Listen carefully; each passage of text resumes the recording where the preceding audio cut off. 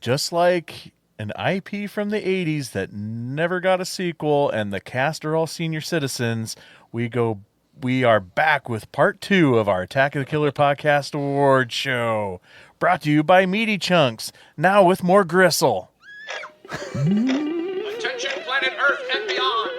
Stay tuned for Attack of the Killer Podcast. Attack of the Killer Podcast. Attack of the Killer Podcast. Attack of the Killer Podcast. Yay. What? Welcome back to our 26th hour of the Attack of the Killer Podcast Award Show. In case you missed the last hour, we just got done handing out the award for Best Cocaine Dealer on a Film Set. And now it's time to cover our top 5. That's right, our top 5 picks of the best of horror films from 2024. This is episode 329. Oh, I'm chomping at the bits. I can't wait to find out what 5 films you guys think are the best of 2024, and then me tell you that you're wrong. But before we get started, here's a word from our sponsors. That's right, this year's award ceremony is brought to you by Meaty Chunks, meat in a can. If you like to eat meat but hate knowing what animal it's from or what part of the animal, then you'll love Meaty Chunks, guaranteed to give you the meat sweats in every can. Also, the Attack of the Killer Podcast Award Show is brought to you by The Attackers. When you join our Patreon, you become part of the Attack of the Killer Podcast family, and we call those people, that's right, The Attackers. Now, as an attacker, you can get access to all kinds of perks and exclusive content, such as our 3 different YouTube shows. You also can get collectible items like original art by me called Mikey's Monsters, where I draw you as a monster of my choice. You can also be part of the show by getting to pick movies for our Patreon pick episodes and even get shout-outs on the show like these attackers right here. Timothy Leonard, Roman Doppelfeld, Larry Watanabe, Brett J. Royer, Seth Key, Jessica Irish, Chris Cook, Brian Godsell, Stefan Sitter, Brandy Moore, Andrew Mahler, Rod Hutchinson, Carmen DeHague, Abraham Ariano, Andrew Bentler, Casey Kelderman, Tony Miller, Mike Clayton, Rose Talashoma, Abe Kirshner, Lisa Cavalier, Holly Berg, Bill Fisher, Greg Dedrick, Sam Lenz, Garth Jacobson, Brett White, Tiffany DeWeese, and Scott Reebsman. That's right, and if you want to hear a man pass out during a podcast, you need to become an attacker. And we need to get more and more because every time I do it, my lungs get stronger. I do breathing exercises before and everything. Guys. So we can murder Brian. Let's bind together. And to do that, you just go to jointheattackers.com. Pick the tier that best suits you and become an attacker today. That is jointheattackers.com. I'm going to register letsmurderbriantogether.com or something. Can you just put that in the perks on the jointheattackers.com? Point, yeah. Whatever name gets added that puts it over and I pass out, they get some special prize or something. That's a deal.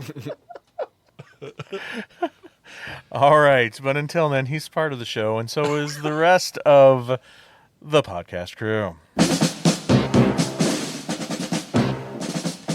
He wrote an award-winning biopic script about a famous actor who never got to play Quasimodo, and that actor was Humphrey Bogart. Jason, everybody. Hey, everybody. Oh, thank you for being here. So excited for this episode. We watched so many movies, and man, are my arms tired. You watch a lot of porn? Hey, come on. There we go. He won a Tony for his performance of a man wrapped in a box under a Christmas tree. They said he had real stage presence. Tad. Buckle up, motherfuckers. His last movie, he didn't win an award. He was arrested because he kept stealing the scene. Brian. Hi. I got nothing. Yes, we are. What? Yeah. I think we are, yeah. High on lack of sleep because we're still recording. And it is time to find out what officially are the best horror films of 2024, because we're doing our top 5 horror films. of Hollywood's 2024. waiting to find out. That's right. They want to know. That's right. What movies need sequels? That's what That is what they're doing. is what they're doing. All right. So this time around, we're going to start with Jason. So Jason, shitballs. number 5. What did you think is the the fifth best horror movie of 2024? So Tad said it before, and I'm happy I'm not alone on this. That like, I'm not a religious person in any way whatsoever at all. I'm the very opposite and void of all religion, and yet I find drawn to them, and they're a lot of fun, and yeah, and so, and it's not because I don't. I've spent a lot of time, growing up, diving into religion, and I love listening to anybody talk about religion. It's not for me, but I love hearing everyone talk about it. And that's why you can never get rid of the damn Jehovah's Witnesses. and that is the perfect segue into why Heretic is my number 5. I loved. Well, I mean, I tried to make it as unbiased as possible.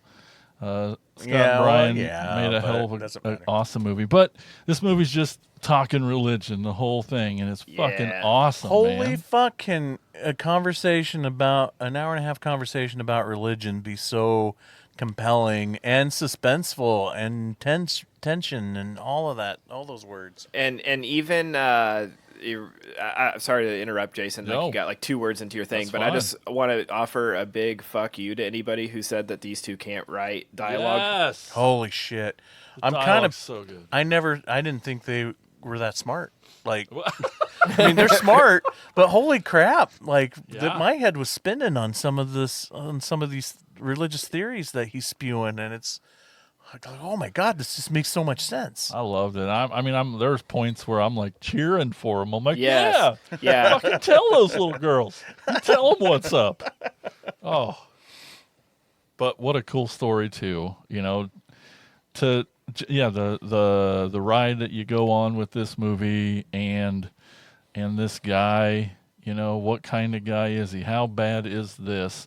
Is he just a guy who wants to talk religion? Is he just trying to make his point? Did he just find his answer and wanted to try to make these girls understand it? Or does it keep going, Yeah, you're just white knuckled the whole time because it's man. like, when is this gonna flip? When is it gonna turn? When is this gonna get dark? And How far is he going to take this? Exactly. Exactly. And then I loved how the girls were, even though they're kind of they're not the dumb ones, but like I like when they come back too. They're still pistol whippy smart, Well, when the one, especially Blondie. Oh man, I love it. oh yeah, well, Oh yeah. man. But yes, the girls are great. Again, thing for you, like in small cast, small location. Mm-hmm. Fuck yeah, and just the way the third act is just, oh man, it's so good. I loved it. Just how a movie talking religion is. I'll take that all day. Makes for a creepy, super suspenseful horror film. That sentence doesn't make any sense. Nope. And this house, this character, this person, it was such a fun ride. My jaw was on the floor at that final little, when you find out what his final motivation is and what his meaning of religion is. It was like, oh my What god, true religion, the he- only true religion. Is Which- he wrong? which No? I'm like, No. I've never sided with a villain in a movie more. Yeah. Yeah. Someone at our showing walk out of film scene past Beck and Woods and out loud they say, "What a waste of Hugh Grant." What? Hugh Grant fucking Before kills. the Q&A, past the writers and directors of the movie, you went to what the fuck's wrong with you? It was funny though cuz Did they? Brian addressed it. He Oh, good. came out and was like, So what do you guys think? And everybody's like, woo. And he's like, good. Because that person that just left out loud looked at us and said, what a waste of Hugh Grant. And they're sort of like laughing about it. It's like, okay. Sophie Thatcher, amazing. Love her. Yes. I'm looking now, and I didn't even know that was Topher Grace. Chloe, yeah, that was a cameo Oh. I didn't recognize. Didn't know. No, yeah. So that's cool. Chloe East was great too. Like they Yeah. cast, I think she was like the perfect, perfect was. casting here. She like, was. She was so believable. Like I'm like she Uh-huh. is that That's in real life, innocent- right? Yeah. Yeah, like she's not acting. Like she just comes off like her look is innocent and Yeah. like that. Yeah. Where Sophie sort of like, I mean, Yep. maybe because my preconceived notions of seeing her and stuff, but I'm like, not that she wasn't believable, but Chloe was just like dead on casting. Loved it. Yes, it might pop up later this episode. Oh, good. Maybe for me too. So Tad, what's your number 5? This is one that has popped up. I can't remember if it was in someone's list or an honorable mention, but this one really surprised me that it's on my list. It might surprise you guys. It's on my list. It's Milk and Cereal. Oh, In nice. in my top 5. That's awesome. Wow. Yeah, this was just so cool. Like, I love the lore behind like these kids just making a movie for no budget and putting it on YouTube, doing their own thing, but also just like the whole time, just like on the edge of my seat, uncomfortable. I was talking about it to like coworkers the next day. I'm telling Nikki like you should watch this sometime.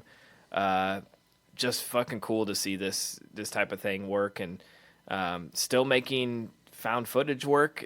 And I mean, there's even been like influencer found footage movies done, and I still feel like this was But never done quite this well. right. Yep, Yeah, it's yep. just very effective. And I think the lead is also the director, right? Like the Yep. blonde kid. And I like where it's like we're as an audience we see the stuff that nobody else is seeing. I think that was really creative. Where like the creative use of the camera, where we're seeing parts that they think are the pranks, and yeah, I just thought that was really creative of him like confessing almost to the camera and showing stuff. And Yep. as an audience, we know what's building up, but then we see other characters, and you almost want to be like, look out, like he's a fucking killer.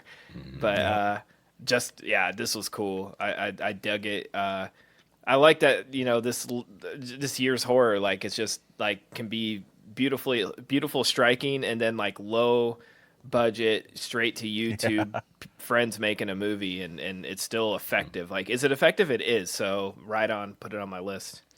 Brian, you had brought up when we talked about it before about how the problem with some found footage movies is like, why are the cameras still rolling?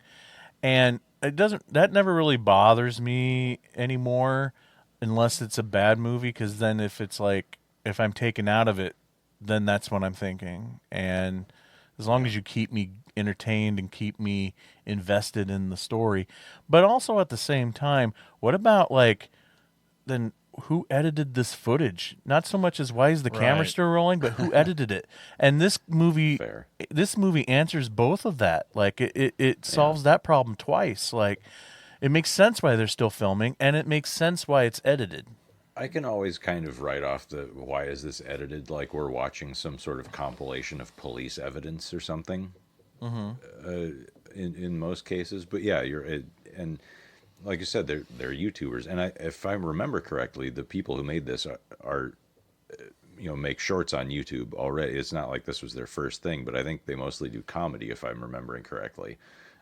So to pivot to something like this and do it so effectively and so realistically, because the performances are great, but again, Yeah. these kids have grown up in front of cameras, so that's something I have a feeling we're going to see a lot more of. And we were talking, God, I don't even remember which. Oh, we've done so much tonight. The bonus episode about TV stuff, we were talking a little bit about Markiplier, Yeah. where I think we're starting to see a lot more of that, where these people who started out on YouTube when they were, maybe teenagers even. And so they've essentially, like I said, grown up in front of a camera, and they're so naturalistic about it in a way that people from our generations just aren't, because we still, it's just, I don't know, something different in the way you perceive being filmed, photographed, I guess. But yeah, and like I said, it bothers me more if I'm watching a good found footage movie and something, because if that pops out of like, why are they filming this?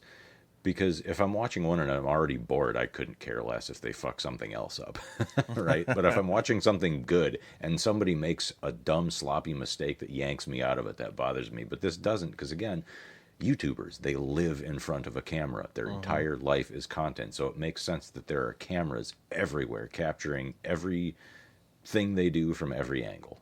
Yep. And maybe that's not actually how, I don't know, because I'm fucking old and cranky and I don't watch stuff on YouTube all that much. So, other than weird old movies that haven't made it to VHS or DVD or Blu-ray yet. But yeah. I mean, no, you got a great point. I kind of had that realization earlier this week as I'm driving my son to school, and I see this guy walking, holding his phone out, obviously filming.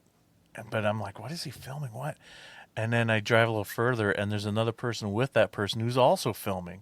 And they're just filming themselves walking. I don't know for what, but it like dawned on me. It's like, oh my God, this is the world now. Mm-hmm. This is what the people coming up is. Everything is filmed now.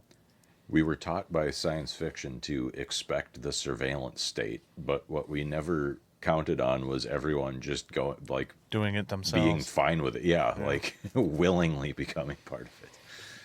Yep. Brian, what's your number 5? Milk and cereal. Oh, nice. This is what I was saying last time. I was flipping some stuff in between, and this was originally number 4, but I decided to flip them because I think what wound up being my number 4 I like just a little bit better. But God, this was incredible. I remember our friend John, who used to be on the show, who actually got me on the show in the first place. Thanks a lot, John. No, I'm kidding. I love you. But he was the one who actually told me to watch this. He texted me, he's like, dude, you have to watch Milk and Cereal. I just watched this. It's fucking incredible. I was like, I'm not going to tell you anything else. Just do it. So I'm like, all right, fine. He's like, it's only an hour. It's like, so yeah, I put it on not really knowing anything about it other than usually if John tells me I need to see something, he's right, because his taste and mine are, just about 1-to-1. Yeah. And yeah, I absolutely fucking loved it. I cannot wait to see what these guys do next. Mm-hmm. Man, it makes me wish I would have reworked my list at the last minute. I should have taken Beetlejuice off and put Milk and Cereal back on. Isn't that funny how, like, when you're doing this, you're making your list by yourself on your computer, and you got everything set, and you think, okay, this is pretty good. This is how I feel about these movies.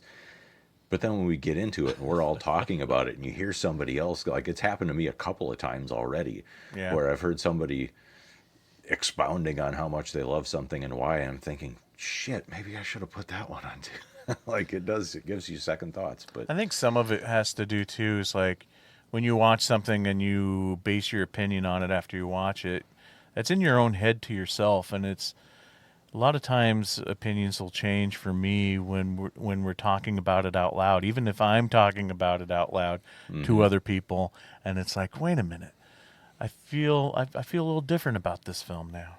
Yeah, you can talk yourself into or out of something. Yeah. In some way. Yeah. Well, it's interesting how number 5s are turning out. Tad and Brian are of the same mind, and apparently Jason and I are at the same mind because my number 5 is Heretic. Nice. This was my last watch, and this is what bumped, if you listen to that bonus episode, number 11, or wait, soon to listen to that bonus episode, what my number 11th was in the top 10.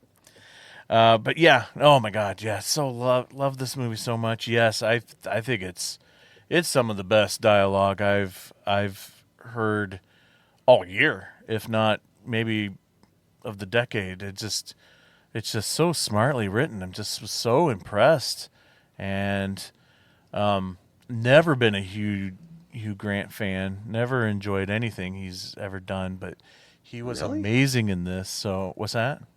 I'm surprised because he's so good and he's so funny. I figured you would really like him. I don't know. There's just always something stage presence about him. I love that people rubs are me the like wrong way. that. Someone said, "What a waste of Hugh Grant." The other two movies he was in recently, he played all the Oompa Loompas in that shitty Willy Wonka Oh remake. yeah, that's And right. he played Tony the Tiger in Seinfeld's shitty Pop Tarts movie. Fuck right off.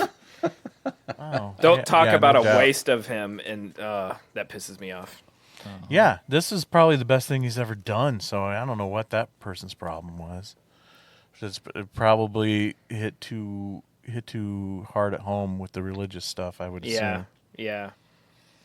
Yeah, this is definitely, you're on one side or the other on this film. But yeah, bravo guys. I'm Hearing them talk very about proud of you for this one. This one's amazing.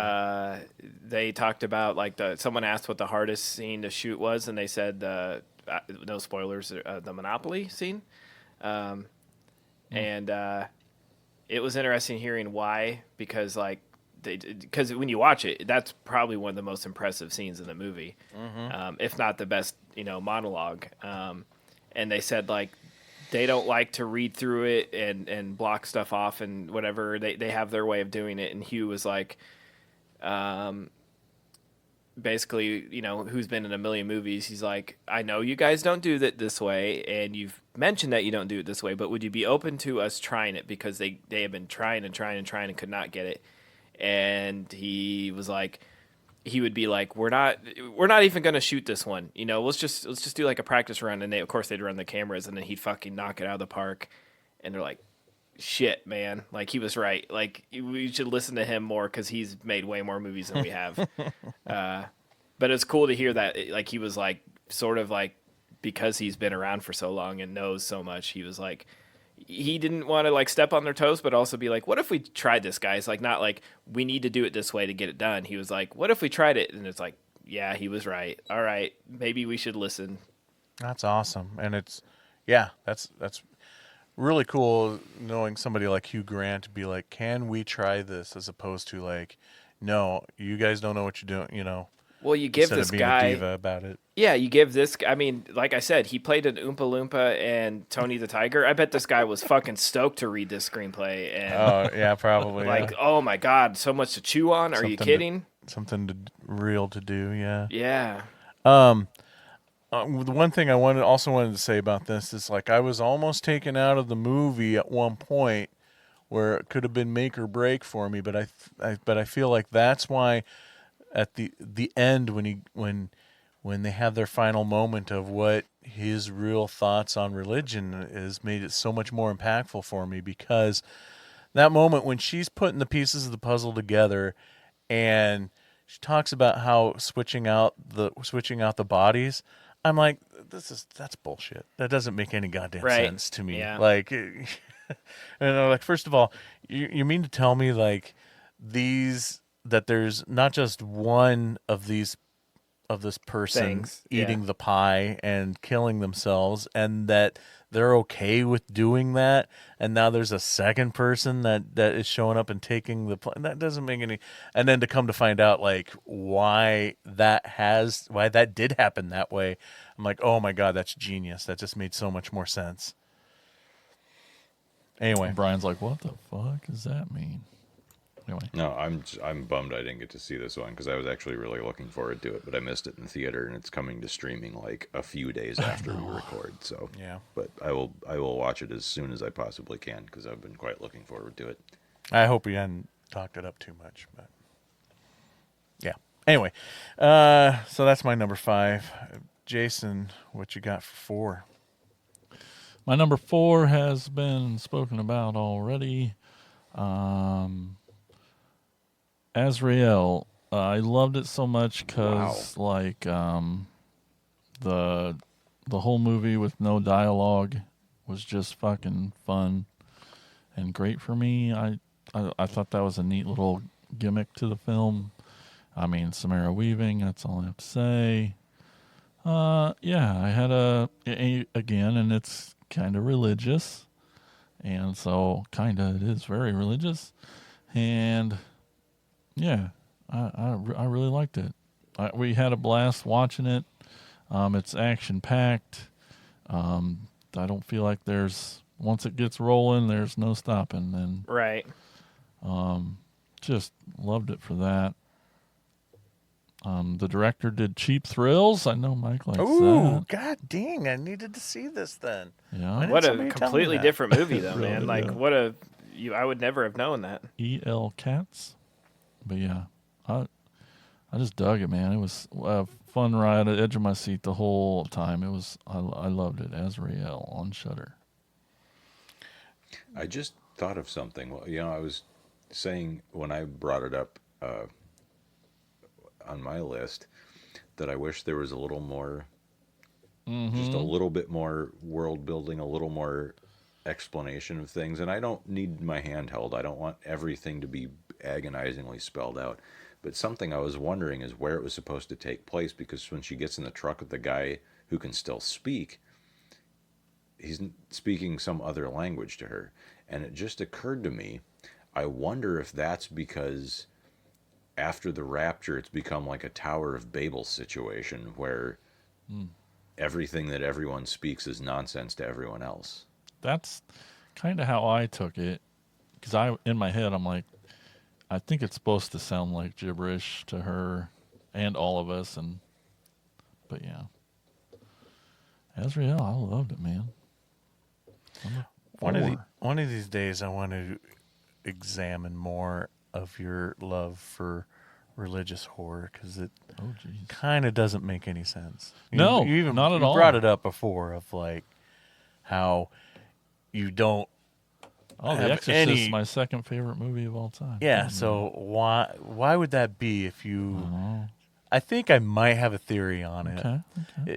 I feel like religious horror movies for you, and your love for them is why the same for my taste in comic books.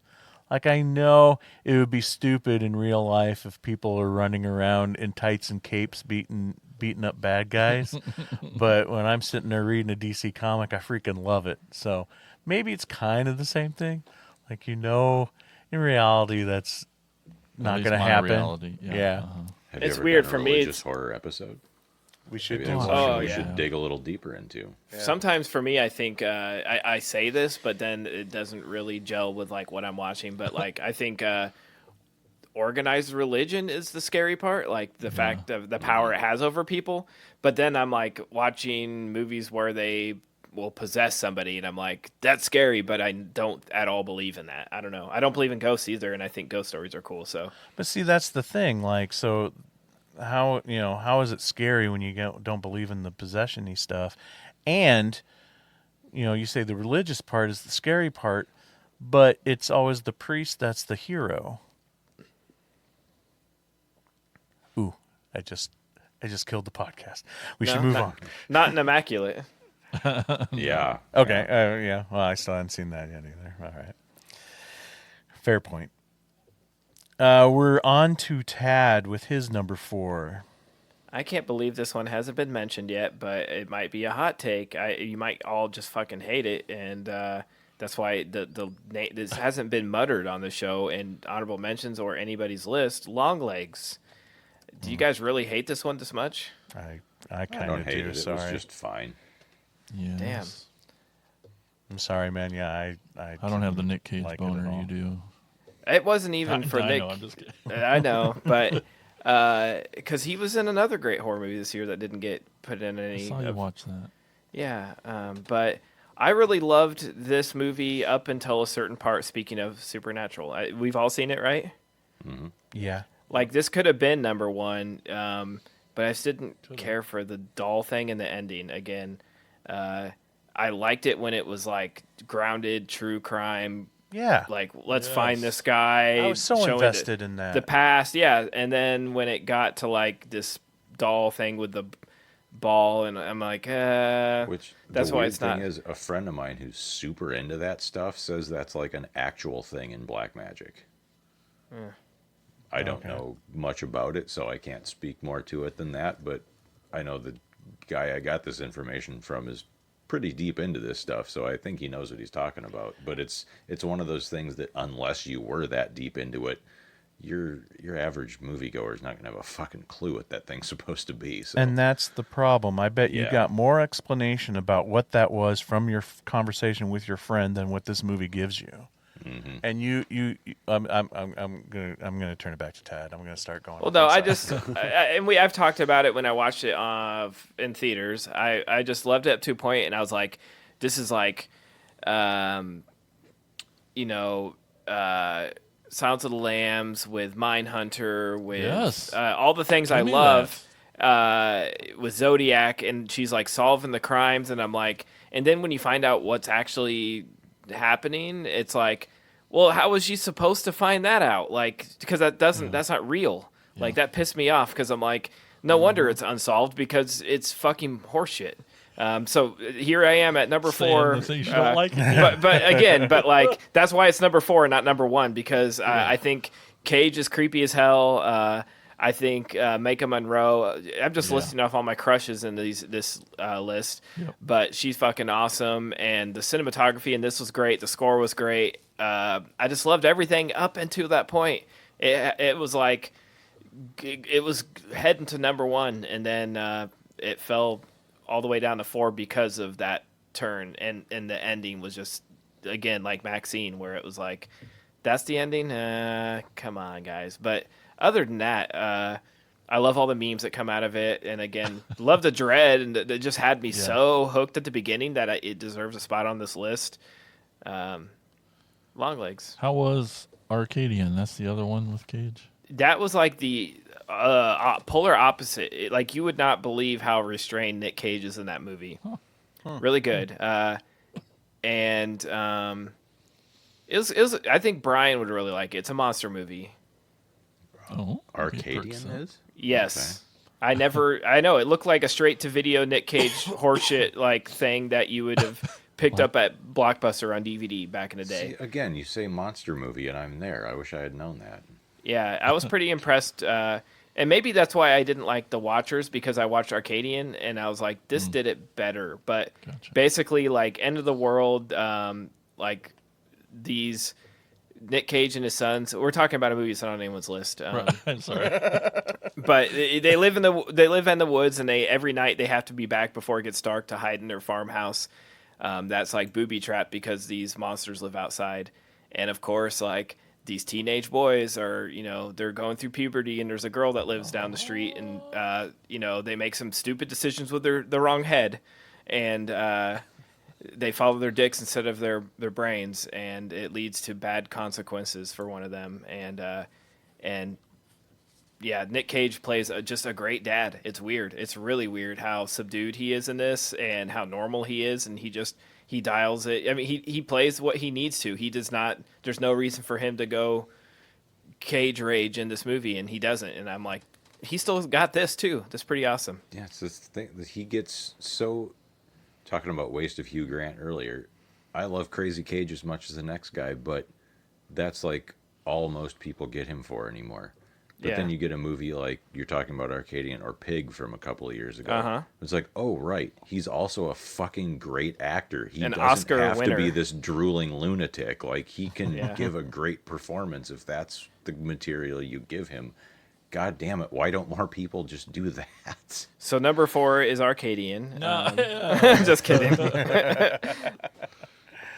All right, Brian, what's your number 4? Strange Darling. yeah. Fuck yeah. I fucking love them. I'm so glad Tad, because again, this is one that I probably would have got around to eventually, but had Tad not said, guys, you should watch this one, might not have been one that I picked, and especially since, God damn it, I had to pay for it.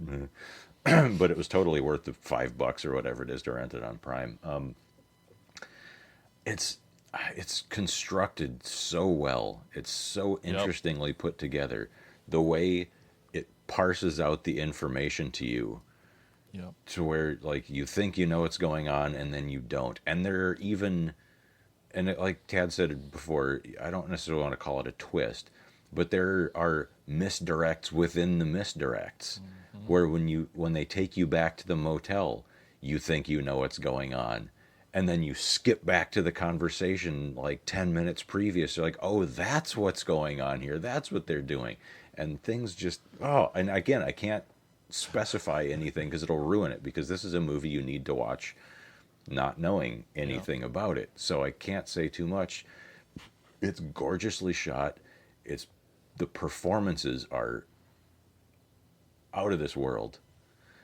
And there's several moments of just long, protracted shots of people screaming or gagging or choking or, in one instance, dying, that just go on for so long that they make you uncomfortable. My only complaint about this movie is that it does not deliver on Chekhov's Sasquatch. And it's a weird enough movie that it could have pulled it off.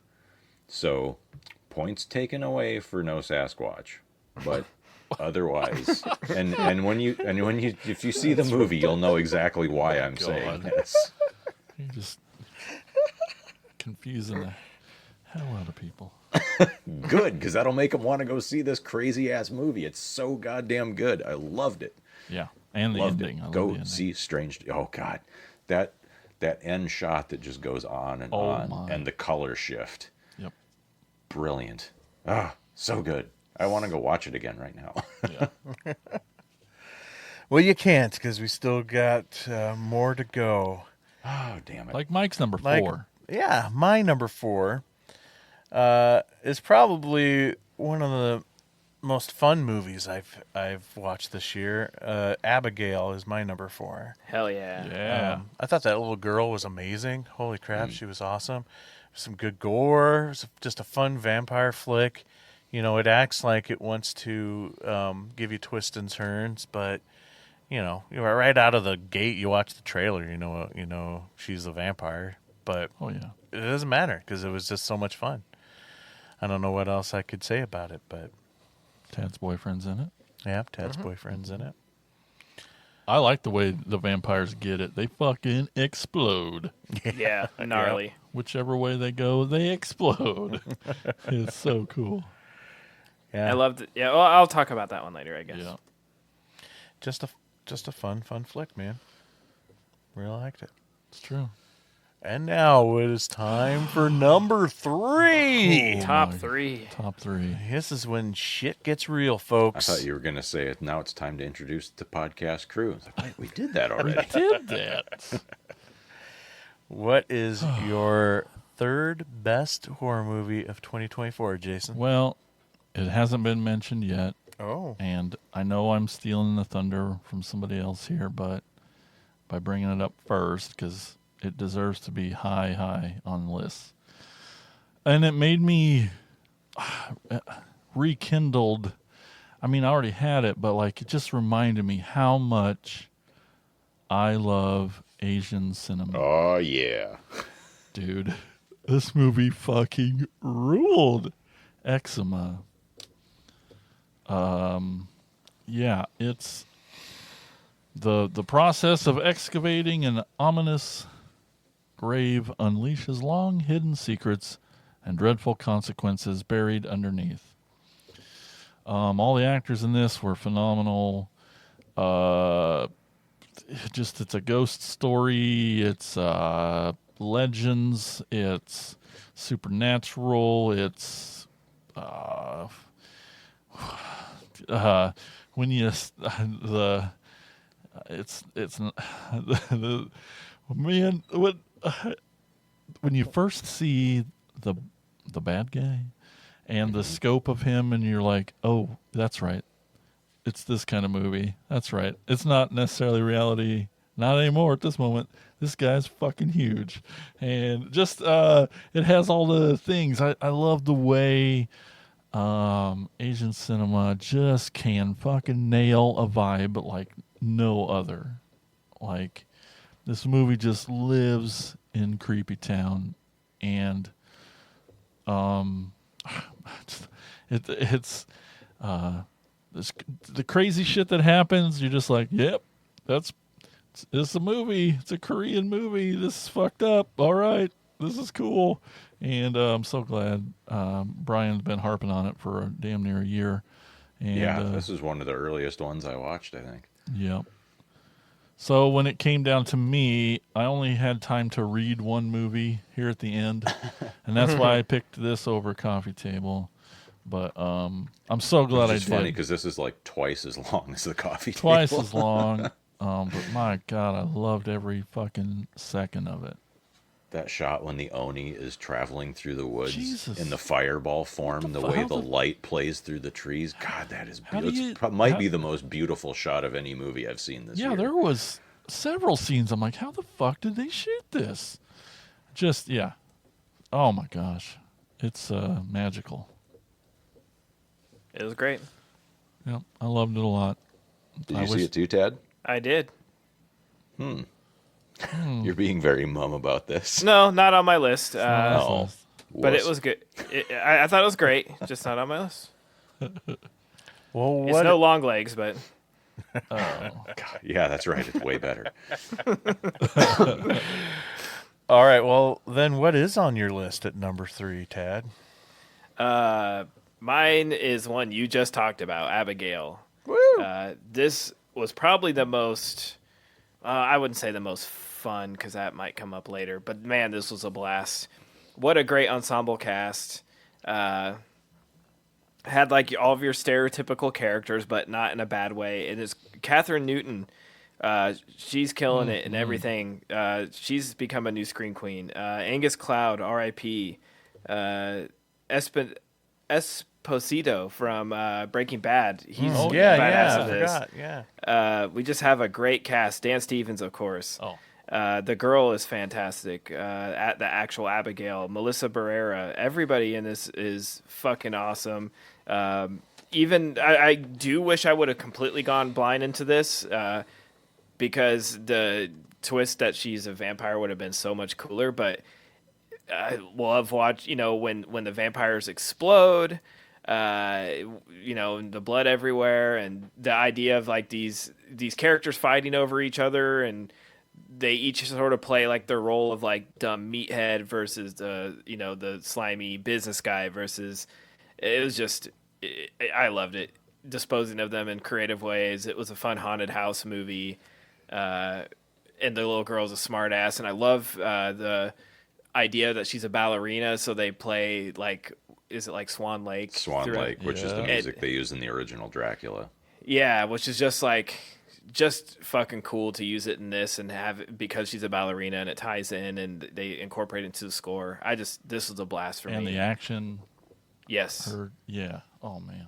Yeah. So much fun. I loved it. And I own it on Blu-ray and now I want to go watch this one again.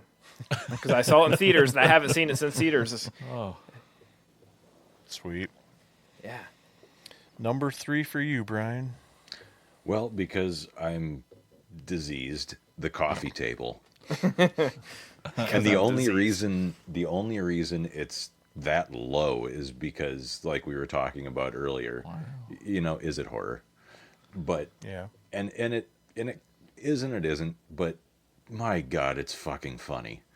Like, it's just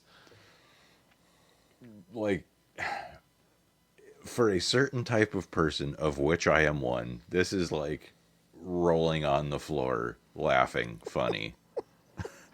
It is maybe the darkest movie I've ever seen. wow. I mean, we've talked about it a bunch already, and again, we can't really say much about it without ruining the big thing that happens like 5 minutes in. Just watch it and Hold on. claw your eyes out and crawl out of your skin while you're giggling like a lunatic. And go buy the Blu-ray through Vinegar Syndrome. I forget which label actually put it out. It's one of their partner labels. Again, support our friend Erica from Unsung Horrors. She has a commentary on it. It'll be awesome. But yeah, this movie just absolutely fucking kicks ass. I'm so Yes, it glad. does. I think it was Tad. Were you the one who told me about this? Yeah. Did you see this first? Yeah. Yeah, I told the group, I'm like, holy shit, the coffee table. I had heard, like I said, Anthony Jeselnik recommended it on his podcast, and then I reached out to my friend Blake. I'm like, I can't find this. You couldn't like pay to stream it at the time, and he found me a copy, and then it hit I think Prime, and it was like a digital rental, and Yep. That's how I saw it. yeah, and I was like, Nikki watched it with me, which was probably a poor choice to be like, hey, honey, let's go watch a movie. But she has a pretty sick sense of humor, so I was going to say, this seems like something she would appreciate. yeah, she was definitely like, holy shit. So There's a cute dog in it, and nothing bad happens to the dog. thank God, yeah. Except now it has a taste for blood. Okay. Yeah, Coffee Table. Awesome. It's actually on Tubi now. Is it really? Yeah. Okay. That might I feel kill like the. that's what. Yeah, don't. There Yeah. are some Kill the movies tension. like I talked a few episodes back on what we watched about Threads, the movie that like fucking ruined me for like a week, Yeah. and that's on Tubi as well. But again, don't like. There's so many things. Absolutely, go to Tubi. Tubi is great, but there are some things that ads will ruin the momentum. And don't watch for Threads sure. on there, and don't watch the Coffee Table on there. I feel like it needs to be uninterrupted to retain its impact. Totally. So my number 3, I guess I'm just a bigger M. Night fan than Jason. Oh, come on. My number 3 This is is just Trap. the M. Night dick measuring contest. It always is. Yeah. Nice. yeah. Number 3. Trap is number 3, man. Oh, I'm so happy you saw it. It's a trap. Again, once I settled in for him being the killer, I just was so enjoying him maneuvering around and manipulating things, and just the whole puzzle of him trying to figure out how to get out of there. And it still doesn't end. Yeah. I'd have to say, if I had a critique about it, is that it couldn't make up its mind when to end. Like it's like, Yeah. oh, it could have ended here, and then it keeps going. And, oh, it could have ended here, which is a little off put. It's a little off putting, even though that scene towards the end between him and his wife was amazing. There in the kitchen, freaking one of the best scenes of the movie. But at that point, it could have ended like twice already, and so it kind of feels like once he's no longer, I guess, the protagonist, it keeps jumping protagonists throughout the last half of the movie, which it feels a little off-putting, but which is unfortunate, because again, there's just a lot of great moments once we get there. Loved it though, just loved it. Yay. Yeah. Oh, man. Guys, number 2. This is, I just don't. I have no words. What could it be, Jason? What's your number 2? Isn't number 2 poo? No. Yes. Oh wait, no. We've talked about this one, and it ranked super high for me. Tiffany and I had a blast watching it. The roller coaster that it is. Strange Darling. Oh, wow. Yes.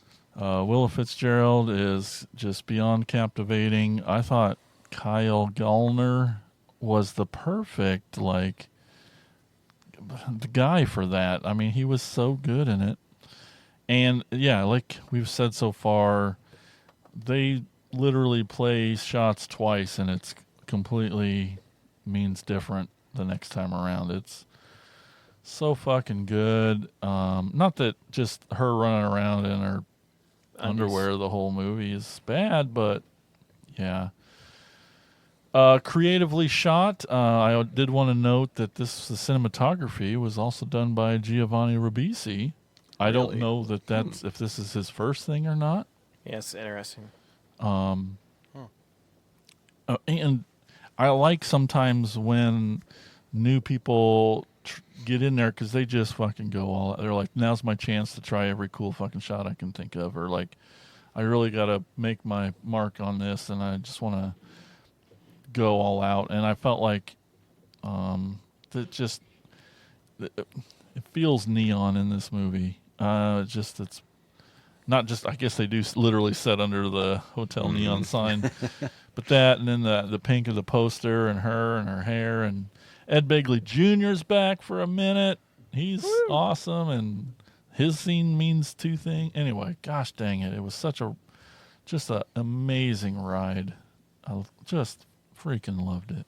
Strange Darling is my number 2. Number 2. And we were talking a little bit ago about how sometimes you can talk yourself into or out of putting movies in a certain position, Yeah. or as we talk about it, wishing you had put something on your list that you hadn't or placed it in a different way. You putting this at number 2. No, it's good. Like, I feel good about where I put it on my list. I think it's in the right place for me, but I'm so happy that you put it even higher because goddamn, this movie deserves it. Like, Fuck yeah. all the praise, all the love. I'm glad somebody put it higher than I did because Yeah. it totally is deserving of that. Hell yeah. So, Tad, number 2 for you. It has the rest of these have been brought up, but this one is one obviously I really loved. Heretic. Whoa! Yeah, Yes! number 2. Oh, man. Man, this one blew me away. Just so smartly written, and like you guys said, like, am I somehow like relating to this evil person in this movie? Yeah. Rooting for him against two innocent girls, like. And again, I sort of battled. I'm like, is it horror? It's horror. It's scary. It's all the things at the end you find out. I wish more people had seen this in the theaters. I don't think it bombed by any means. It was fairly low budget. And knowing that people were fighting over who got fighting for the roles in this, like people wanted to read for it because the script got out there. Just so cool to have that much hype behind it, and it paid off. Expertly shot, expertly acted, expertly written. They nailed it out of the park. I feel like with Beck and Woods, like, you know, they go out, they do Quiet Place, it skyrockets them into Hollywood, and it was like too fast for them. Like, not saying that they didn't have the skills, but like, we don't need a summer blockbuster Adam Driver right away. Give us like a creepy A24 smartly written movie. This is their, like, right now, their masterpiece, you know? Yes. To me, this is the best thing they've done by far. It is just like the perfect wheelhouse for them. Fuck yeah. Can't wait to see it again. I've been telling everybody I've seen since I watched it. Like, I work with 2 people who are religious, and I was like, I am very curious to hear your thoughts on this, because like Justin saw a very rough work print version of this early, Justin Beam, and he messaged me. It was like, this is going to ruffle some feathers with people. Yeah. And I want to, like, hear someone with faith what they think of it at the end. They might think, what a waste of Hugh Grant. But I'm on the opposite end. What a great use of Hugh Grant. What a perfect role for him, and using a veteran actor. And I thought when I saw this, I'm like, Mike might love this because it's like basically in one house, even if the house is like a goddamn mousetrap.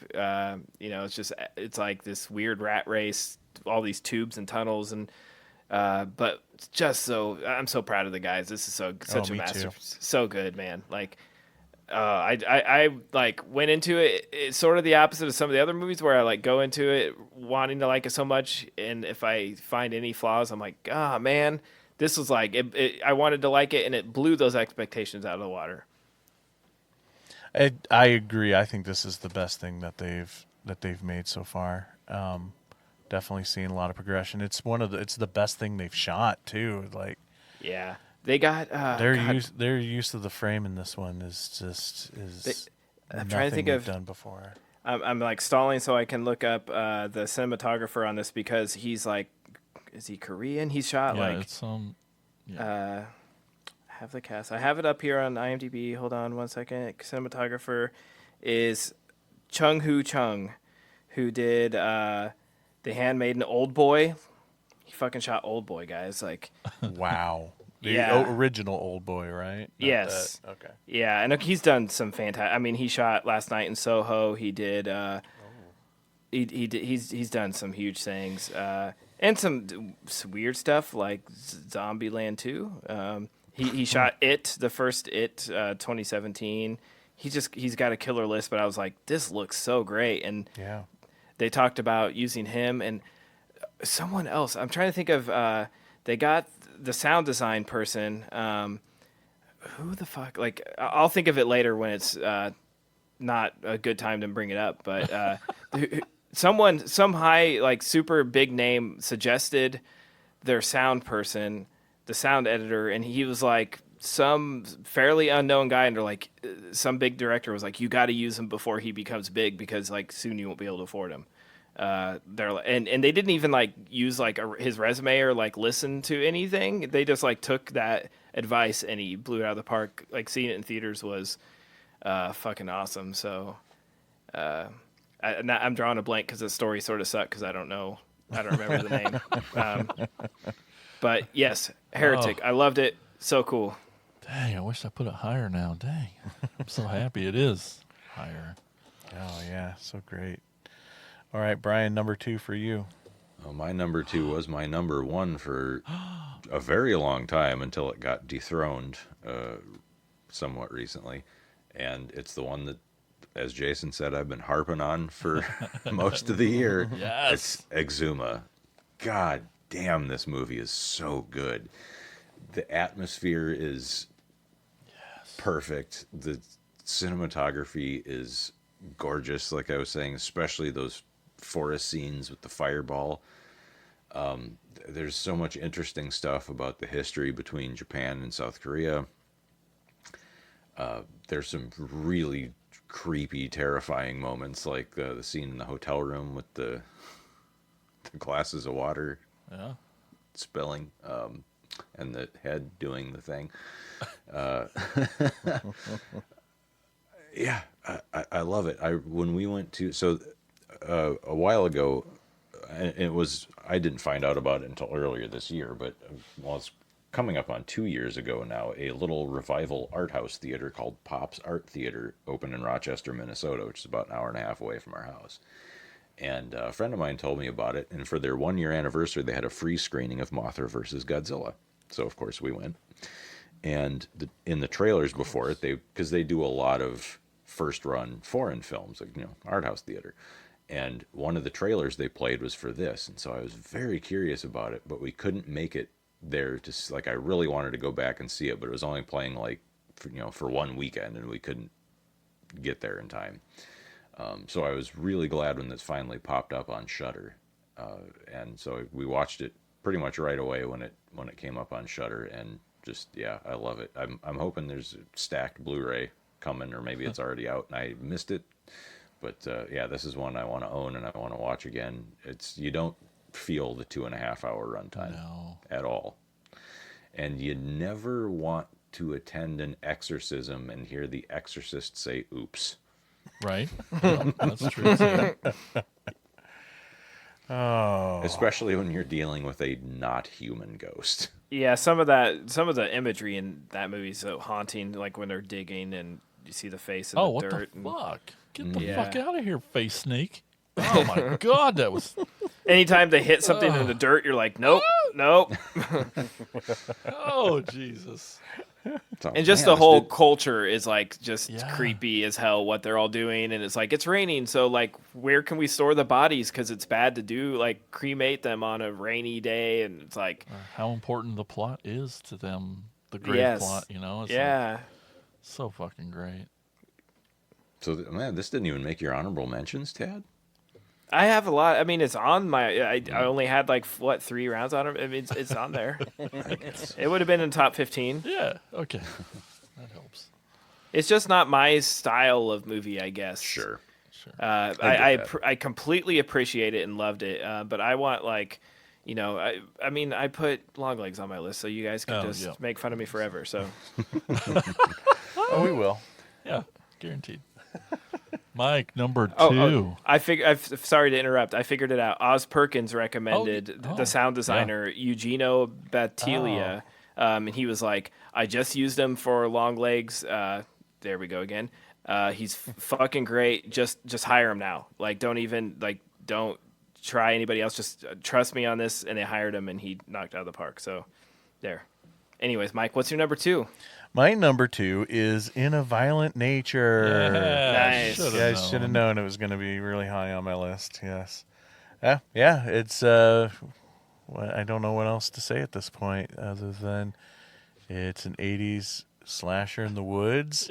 That's all from the point of view of the killer. It's a new Friday 13th, of course. It was so it was so cool. Like it reminded me of when I was like 9 and my brother would be playing video games. It's like watching my brother play Friday the 13th, a video game. Yeah. Like I'm meaning that as an insult. I was so bored. I'm just kidding. Yeah. I saw this at the drive-in, and it was actually pretty awesome way to see it. No, I bet. Yeah. And being out, and we were like only one of 2 cars because it was the second movie, so it starts at like midnight. Yeah. And people were, especially when it started, people were leaving during the movie because they were expecting it to be a Friday the 13th movie, and they're like, so we're just walking with this dude. But I thought it was cool, and Gomez was in the car, and like anytime somebody would be walking or he heard like a twig snap or anything, he'd be like, and it'd freak us out. Like is that fucking guy coming up behind us in his scuba helmet? What's That's going awesome. on? And it is weird that it's shot like what that aspect ratio. What were they thinking with that, with those beautiful shots? I think it's very beautifully shot, and you want to talk about cool sound design. I enjoyed those moments of him just walking through the woods. I mean, if you want the money shots, trust me, you're gonna get there. But just those real time shots of him walking through the woods and just that chomp chomp chomp sound of his feet was amazing. And what also I feel like I'm into this movie, and there is no score. Yeah. That's something we haven't talked about yet. There's it's all just reliant on the sound of the surroundings. 'Cause I love those moments where the kids are off in the distance having those arguments about how they're going to survive the situation. That in any other slasher film, that would be the central focus right up front. We're hearing the entire dialogue, but it's background noise, and I just think it's brilliant. So that's my number 2. It was 4:3 aspect ratio, which was really weird. It's like square. I was like, well, that was a choice. The original old TV way. Yeah. I guess. Yeah, I don't know the motivation behind that, but I don't know. I know, Probably like to make I it feel like watching this 80s slasher movie on VHS on a CRT TV. But it didn't have that look to it, though. No, 'cause it was, like, so beautiful. clear and beautiful. Yeah. I read or listened to a podcast or something with the directors, and they talked about the infamous yoga scene. And they filmed that in 3 different places and 3 different like months apart from each other, just because of budget restrictions and stuff. Like they filmed a bunch of the movie, the kills, in their mom's backyard. Oh, wow. Close-ups when you don't see the cliff or anything, you just sort of see the body Sure. getting bent and stuff. That would be shot in the backyard. Then they'd cut back to a clip of him on that cliff with the beautiful woods in the background and stuff. And it's just really weird how they did great job at editing all together. So it's not evident, but they did what they could with what they had and did a great job with that. For sure. That's amazing. I kind of want to watch that scene again. Well, I want to watch that scene again anyway because it's freaking awesome. One of the greatest kills. It's the greatest kill of the year. There you go. Yeah, hard to argue that. Yeah. Well, the ending of Immaculate, maybe. Oh, I wouldn't know. I'll take your all's word for Or it. or the coffee table. Well, yeah. Actually, that would be mine. But Immaculate would get it if they showed it. Yeah. I wish they had showed more. Do you think it was... No, I won't go there. Anyways. So this is it, folks. Ladies and gentlemen. Boys and girls. Our number 1 film of 2024. Do you have a drum roll sound effect? I'm sure I could put something in there. A sound effect. You're a drummer. Do a drum roll. No. Jason. So I feel weird about this. This year was different for me. I thought maybe Tad and Brian, somebody was like, well, I know my number 1. Everything else I'll just fill in. And I feel like this year I didn't have that. It was really hard. I didn't have just one that I could count on the whole time, and I really didn't know. It was more like these top 4 or 5 all tied, and it was hard to kind of pick, or like if in percent wise they're really close, these top ones. But so my number one, I think maybe it helped that I didn't watch it when it came out, and I just let everyone else enjoy it and love it, and I just got to it on my own time later. And it's also my number one because it's probably the most fun I had watching a movie this year.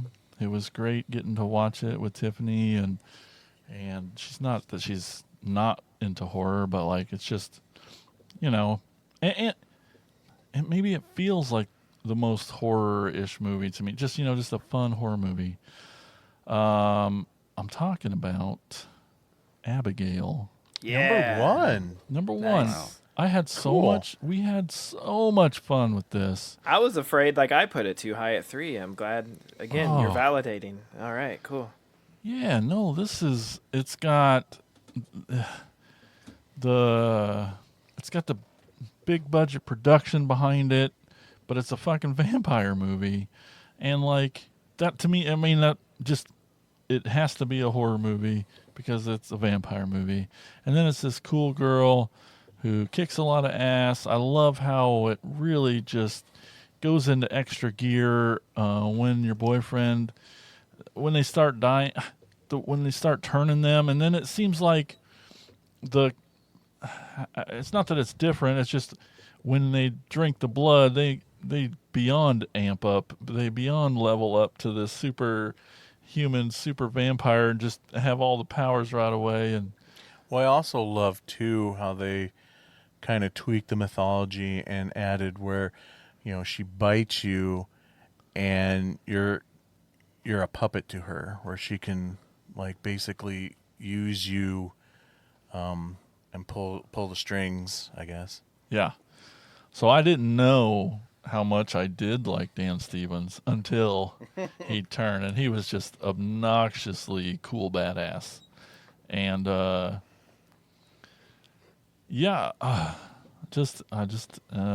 cast of characters, everybody, the way it played out, I liked the end. It was just a nice, I don't know, we had so much fun watching it. It's just amped up, it's high energy. I'm glad I waited and didn't see it so that it would still be this big to me now. But One of the things I like about the cast of characters, it felt like this was a group of characters out of a Tarantino film, but written by James Gunn. yeah, that's pretty good. That's pretty good. So it is Abigail, my number one movie. Did you get the Funko Pop? I think I might have actually. That's bad when you don't even I'll know. have to, let me check my app. Go on. They made Abigail. It's pretty cool. It is Yeah, cool. yeah. I'm sure there's a chase out there where she's covered in blood. Yeah. You would think, anyway. Number one. Tad, what is your number Very one? clear number one. Since the moment I saw it, I think there's going to be someone else on the show with the same number one, and I think he's in the same Star Trek. belief. Yeah, just go ahead and put the substance right there at the top. There's a big gap between one and everything else. That fucking movie rules. Most fun I had at the theater. When I started saying Abigail was the most fun, I'm like, wait, no. I, like Brian and Terry, was laughing hysterically in the theater at the third act and laughed again when I watched it at home with Nikki. And I watched it by myself like a weirdo because I was like, shit. It was right before I went on like 3 trips out of the state, and I was like, I have one night left to see this movie in the theater, and I'm not going to miss it because I keep hearing how great it was. And it was like me and this old couple, like way at the other bottom at the theater, and they probably thought I was mentally deranged, laughing hysterically at this movie. But goddamn, I'm so glad I saw it in the theater. And I got home and I'm like, Nikki wasn't feeling it that night. I'm like, man, like I really wish you would have came and seen this in theater. But as soon as it hit streaming, I was like, we're gonna get back down and watch this again. It's the only one I think that I've watched twice, and I'm not like a big. I mean, I think I've seen Late Night with the Devil twice because of on Joe Bob, but like, especially year-end episode, like I'll watch something once and then I'm like, I'll hit it back once we do this episode because I want to just fit in as many first-time watches as I can. But this is one I was like, I'll make an exception. I'm going to watch this again. And then I've gotten so many of my friends to watch it, and then they're like, what the fuck? And it's awesome. They loved it. And I can't believe anybody would not enjoy the third act. Like, someone's like, oh, it's 20 minutes too long. I'm like, no, give me another hour. Like, please. I loved it. I loved it. It's like, it's just absurd that I got to see this in the theater in Burlington, Iowa, Fucking crazy. and that she was on like, she was just on Hot Ones, like talking about it. She's been on every talk show. It's just like, Which she, the director, or one no. of the two leads? Demi Moore. Okay. Who I think is like, of course, every, like, both of them knock it out of the park, but Demi, like, that's like, this is her role to take, and I've heard like people, rumblings of awards, and it's going to be another Toni Collette where she's just ignored, and it's going to be horseshit because it's the performance of the year, but whatever. She can take solace knowing that like every fucking critic loved it, every fan loved it, and she's number one on I know 2 people on the Attack of the Killer podcast. That's better than the Oscar. So That's right. All right, then. Brian, number 1. Well, I mean, Tad basically all but said it. And you know what? It's funny that just a couple of days ago, I was bitching about Smile 2 being too long for me to fit it in on a work night. It was like, why is the hell is a horror movie over 2 hours long, and my top 2 are both 2.5 hours? God damn it, it's the substance. Yeah. It took a lot to dethrone Exuma, and boy, the substance brought the fucking thunder. This movie just absolutely rocks. That's it. What else could you say? What we've talked about this movie at least 4 different times over the last 2 episodes. Yeah. I will say this. Amongst the things that I never thought I would see in a theater and all the wacky shit that goes on in this movie would be a movie that has essentially the same final shot as The Incredible Melting Man. With the monster getting scraped off the sidewalk by a janitor and shoveled into a garbage can. there was a lot of influence in this, which I loved. A lot of really cool, like, wearing the influences on their sleeve. Like, I'm like, oh, that shot's from this, or this is clearly a reference to that. And but not like, like fucking Alien Romulus, where it's literally saying the line. Yeah. So good. So good. I don't know. I haven't seen it. That's why it's not in my top 10, or else it probably would be from everything I've heard. I can't wait till you do see it, because Yeah, I'm really looking forward to hearing you gush about it like we all have. And like the movie itself gushes. Yeah. And that also does mean that Smile 2 didn't make it on the Tad's list. The way he went on about it for so long. Well, I just hated the first one so much. Yeah. I really liked it. I didn't know if it would end up on It was anyone's good. list, but it was good. It was Like, damn good. but not as good as these other 10. Well, Well, Mike, the pressure's on. What's your number one one? left. Okay. We know this My one. number 1 horror film of 2024. My new favorite actor / human on the planet, David Dastmalchian. Anywhere close? Dastmalchian. That's what I said. That's right. Late Night with the Devil is my number 1. I love this movie so much. Tad, you were saying that it feels like you've seen the shtick before, and yeah, probably, but there's still differences about it. It's still unique about it. Like, it's live television, per se. Night Watch. Well, yeah, but that's still different.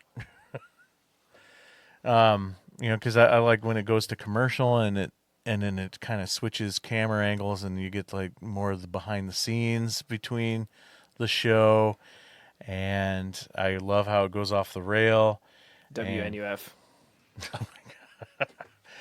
That's nowhere close. No. Nowhere close. I'm just trying to destroy your number one for no reason. Go on, Mike. The era. I saw my list too, so like, whatever. I just shouldn't have called you out for. Yeah, maybe. Anyway, yeah, it's great. It's definitely one. It's definitely one I can't wait to watch again. It has definitely catapulted David up to like one of my favorite actors in film now. But just favorite human, like just how connected he is to all the geek stuff that we love is amazing.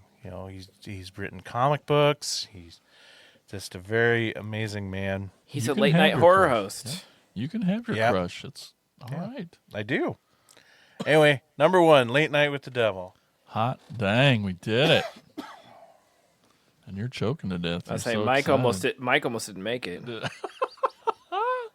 Almost. It was touch and go there. I just love that movie so much.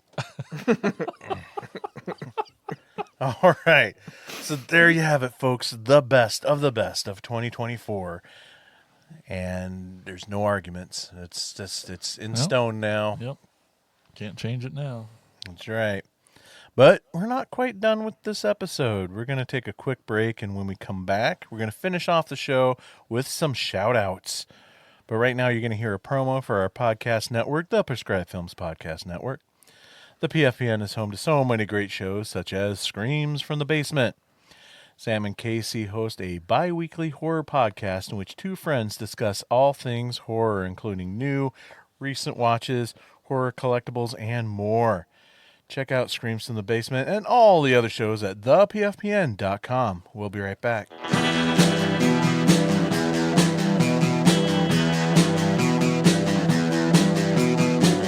You're listening to the Prescribed Films Podcast Network, home to hundreds of hours of free podcast entertainment. The shows on this network all have a common goal, providing you with the best discussions about movies and other forms of entertainment media.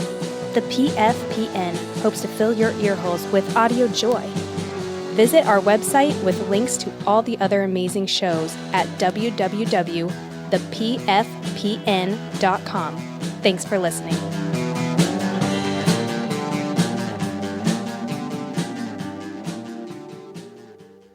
Welcome back to the show. What are your favorite horror films from 2024? Let's find out. Here's Jason with shout-outs. It's time for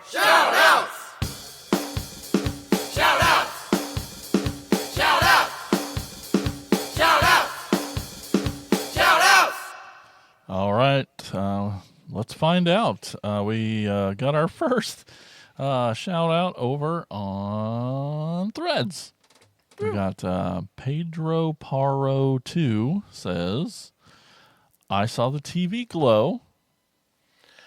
I wanted to watch that and I didn't get to it. Yep. Didn't make any. He says, but Nosferatu is still coming up. Oh, it's such a bummer we didn't get to.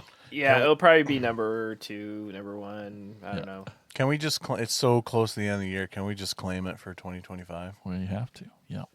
For us. All right. And then over on the Facebook, we got Tim Lederer, Attacker Tim. He says, Yay! It's got to be The Substance, featuring a never better Demi Moore and a startling good Margaret Qualley.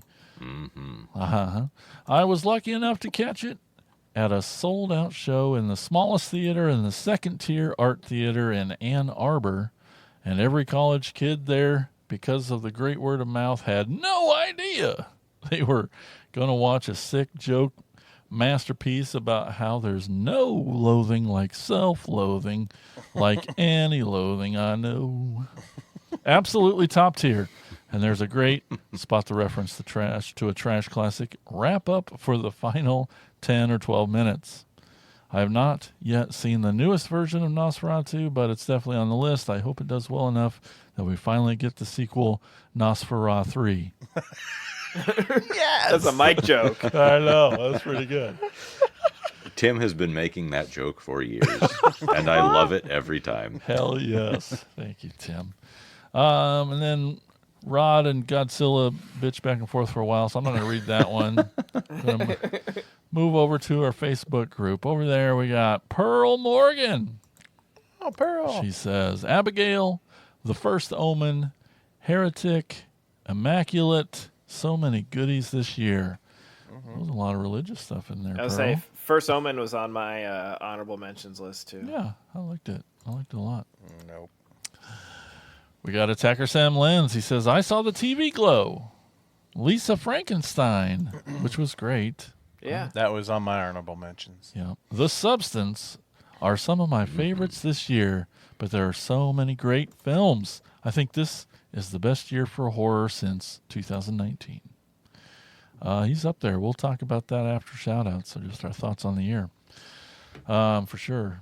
Thanks, Sam. Up next, we got Attacker Tiffany. She says, my favorite to watch or my favorite to sleep to while Jason watches them.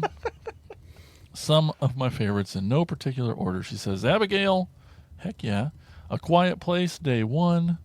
The Substance, Azrael, and Alien Romulus. Good picks. Up next, we got Nightmare Junkhead says, The Substance, hands down, as it's the only movie that made me laugh, cry, and squirm all at the same time. Absolutely correct. Up next, we got Attacker Rose. She says, number 1 for 2024, The Substance. Yep. It was refreshing to see a horror film that was done so well, disturbing, and hilarious. I also enjoyed stop motion. Hadn't heard about that yet. It's on Shudder. I watched it. The grimy, visceral creatures she created make me cringe, and her downward spiral into madness was so disturbing. Very true. Cool. Up next, we got Attacker Lisa from the Bad Movie Bunny podcast. She says, Maxine was my favorite of the year. Longlegs, Cuckoo, and I Saw the TV Glow were also fantastic. Good picks. Up next, we got Jacob McLaughlin says, The Substance is a body horror masterpiece and by far my favorite movie of 2024. Demi Moore gives what is certainly a career best performance. Margaret Qualley is also quite fantastic. I will watch anything that Coralie Fargiat makes at this point. I did not stick the landing on that. A beautiful piece of sick joke cinema. He goes on to say that Exuma, I should say that, not eczema, the skin thing. Exuma is an incredible Korean supernatural horror movie. Yes. Agreed. The first half really settles you into atmospheric dread, and the second half takes a turn that I highly approve of. One of the biggest surprises of the year for me. He says, I Saw the TV Glow as a Lynchian trans allegory that becomes an existential horror movie. The ending still haunts me. In a Violent Nature is a slasher that I was easily able to get on the wavelength of. It's an effective and immersive experience with what is easily my favorite horror movie, Death, of 2024. Yeah. Like we know. Yeah. And lastly, he says, Oddity is a solid slow burn, and its strangely designed main location really helps build the tension throughout. Yeah, I was surprised that didn't get more love, but on my list of honorable mentions too. Cool. Yeah, it was good. The other stuff kind of nudged it out, but I did enjoy that one. All right. We got Attacker Casey Kelderman says, can we give it up for this year's Holy Trinity, Immaculate, The First Omen, and Apartment 7A? Don't know that one. That's heard of that last one. That's Rosemary's Baby prequel. Oh, okay. Like, for real? Yes. Oh, Yeah. sweet, because I fucking love Rosemary's Baby so much. All right, and lastly on Facebook, we got Attacker Andrew Moeller. Awesome. He says, Oddity, Late Night with the Devil, Long Legs, Alien Romulus, Abigail, In the Nature of Violence, The Last Stop in Yuma County, Beetlejuice, and Aberrants. I don't know that one. Awesome. Great list, gang. We're not quite done. We got a couple voicemails. Let's go play those. Hey everybody, Attacker Brian here. So we're talking about the best movies of 2024, or my favorite movies of 2024. So I was lucky enough to go to the Last Picture House in Davenport, Iowa, several times this year. Enjoy the best cup holders on both sides of the Mississippi, and have some great experiences with a bunch of awesome people. So I saw the TV Glow with my son. Neither of us had any fucking clue what that was about, but we enjoyed it. Took my son and 5 of his friends to In a Violent Nature and had checkers afterwards, and that was a blast. Took my adopted child, Gracie, to The Substance, and she had no clue what she was getting into, and it was just fun watching that movie and watching her be like, what the fuck is going on? But probably my favorite trip was going with my buddy Kyle to see Maxine, having pizza, getting to see a free screening of Maxine, just a fun middle of the week, go watch a movie on a whim, and it was free, so that's even better. I don't know that I have a favorite movie of the year this year, because it's so hard to pick. Of all those amazing experiences, which one was my favorite? So hopefully it was a good year for everybody else. And hopefully 2025 is a great year too. Hell, maybe we'll get another Halloween movie. Who the hell knows? Talk to you next time. All right. Thank you, Godzilla. One more voicemail. It's Bill. Attacker Bill here. Just reaching out. Apparently, you guys are going over your favorite movies of 2024, horror movies specifically. And I got one, The Substance. It was amazing. I did not know that a beginnings of a feminist power movie would end with like the best gore concert of all time. I love the fact that it truly went for it. And everything about it was beautiful, and it was hilarious. And it was great, and I loved it. And then, let's see what else. There was Long Legs this year.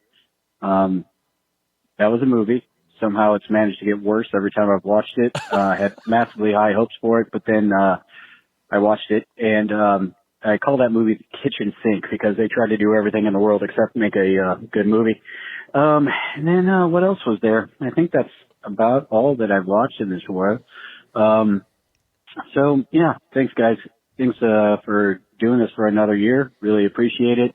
The Bubble Boys are weirdos, and they should not be allowed in your schools. And I'll talk to you guys later. Bye. He's so right. Thanks, Bill. Thanks, everybody. You too can leave voicemails like those fine folks. You can give us a call at 415-952-6857. That's 415-95-AOTKP. You leave us that voicemail. You leave us those comments. We're going to read it and play it on the show. We appreciate all you guys talking horror movies with us. That was Shoutouts. All right. Any final thoughts on horror in 2024? I think it's exactly what we've been hearing. It was a damn good year. It really felt good. Quality-wise. Did it feel like it took a while for it to get going, though? I don't know if that's us or that movies. I don't know. Yeah, I don't know. That's why I'm asking. I'm looking over the list of our 40 picks here, and I don't see a lot of sequels. I'll tell you that. There's a couple, you know. You notice the sequels that are there, well, I guess 2 were actually more prequels. Yep. So that's cool. What about you guys? I don't know. Like I said, I had a hard time, like, is this really 10 worthy? Is this what? I don't know. It was a good year. And now going back over it and looking at these, you know, I ended up having a hard time narrowing it down. So I think it's a good year.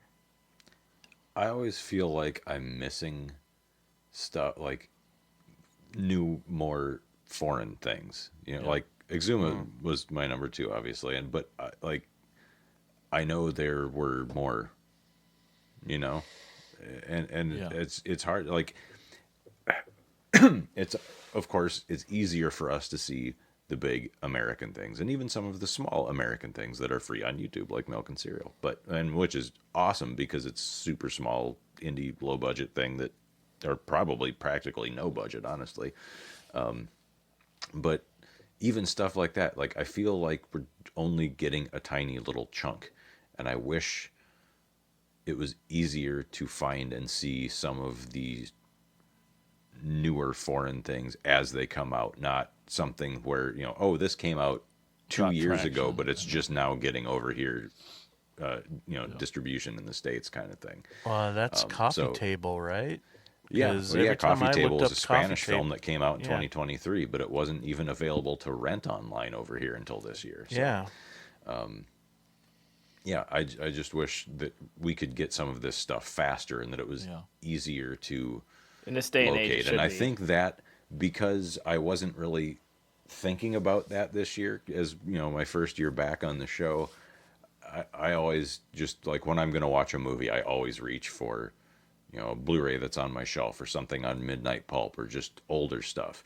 But I think my goal for next year, and of course I say this and I'll completely forget about it next year, but my goal for next year is to really try to dig for some interesting foreign films to talk about, love so that. we're not just all rehashing the same American studio shit in Love different positions on the list.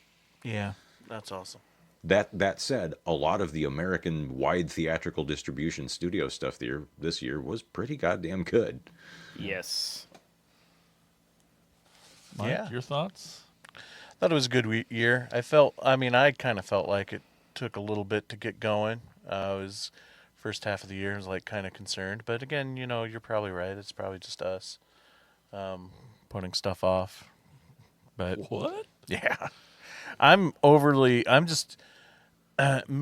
think it was definitely a year of, when it comes to theatrical, quality over quantity. Oh, man. We have seen movies in theaters this year that were like, how in the F did this get a wide theatrical release? How did Ottumwa, Iowa get The Substance? How did Ottumwa, Iowa get Terrifier 3? And those movies play for almost a month in a theater like Ottumwa, Iowa. People want it. Yeah, exactly. And I think that's an exciting thing that we're done with like rehashing old IPs and grasping on to things that are people familiar with, or in the next Marvel movie or whatever. People are finally wanting to see things that are fresh and new and outside the normal Hollywood box, and more independent stuff. So I think it's pretty exciting. Yeah. Anywho, that wraps it up, folks. That's it. We're closing the books on 2024. Can't wait to see what 2025 brings us in the world of horror. And that concludes this episode. I want to thank everybody for listening.